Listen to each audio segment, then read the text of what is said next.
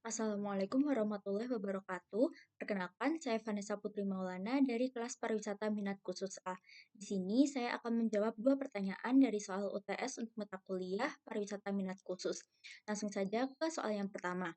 Pariwisata minat khusus dapat didefinisikan sebagai pariwisata yang menawarkan aktivitas yang tidak biasa dilakukan oleh wisatawan kebanyakan atau wisata dengan ketertarikan dan keahlian khusus.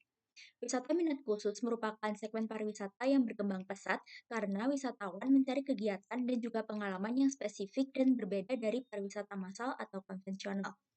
Dalam konteks administrasi bisnis, pariwisata minat khusus itu dapat didefinisikan sebagai kegiatan bisnis pariwisata yang dibentuk secara spesifik untuk memenuhi kebutuhan dan preferensi segmen pasar tertentu. Hal ini dapat menjadi peluang strategis bagi pengelola destinasi untuk mengembangkan produk dan layanan yang tersegmentasi dan juga inovatif agar dapat menciptakan pengalaman wisata yang lebih personal. Pariwisata ini membuat perencanaan bisnis menjadi lebih terarah, dimulai dari proses identifikasi keunikan lokal, mencari strategi pemasaran yang efektif untuk mempromosikan destinasi wisata minat khusus, menganalisis kemudahan aksesibilitas dan kebutuhan infrastruktur pendukung, menjaga keberlanjutan lingkungan, serta pemberdayaan masyarakat lokal untuk meningkatkan perekonomian masyarakat. Oke, selanjutnya yaitu soal yang kedua. Pun dalam Suteja dan Mataram di tahun 2023 mengemukakan pariwisata konvensional sebagai salah satu kegiatan wisata dengan pengunjung berjumlah besar menuju tempat wisata populer melalui paket wisata yang telah tersusun sesuai standar. Orientasi pengalaman yang didapat umumnya berupa rasa senang dan kagum terhadap atraksi yang disajikan sesuai dengan paket wisata yang diambil. Sedangkan pariwisata minat khusus merujuk pada jenis pariwisata yang berfokus pada minat, hobi, atau kecenderungan tertentu dari wisatawan yang lebih spesifik daripada perjalanan umum.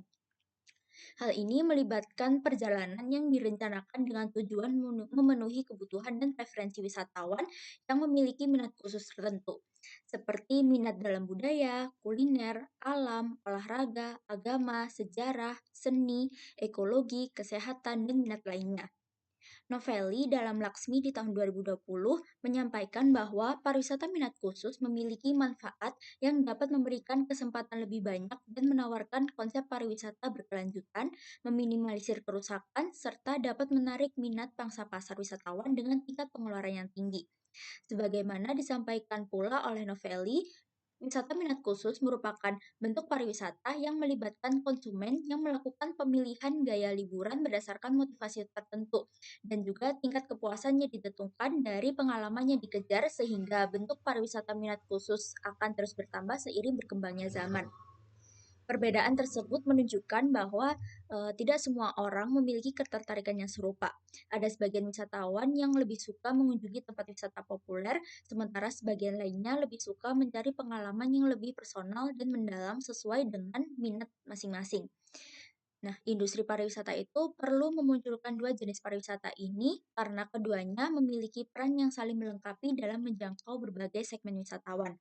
Dengan menawarkan kedua jenis pariwisata ini, industri dapat melakukan diversifikasi pasar dan memperluas cakupan layanan yang mendukung pengalaman wisatawan.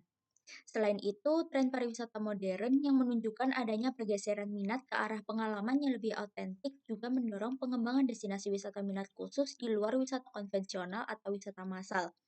Sehingga hal ini dapat membuka peluang ekonomi baru serta mendukung pemberdayaan masyarakat lokal. Sekian jawaban dari dua soal UTS pariwisata minat khusus dari saya. Kurang lebihnya mohon maaf. Wassalamualaikum warahmatullahi wabarakatuh.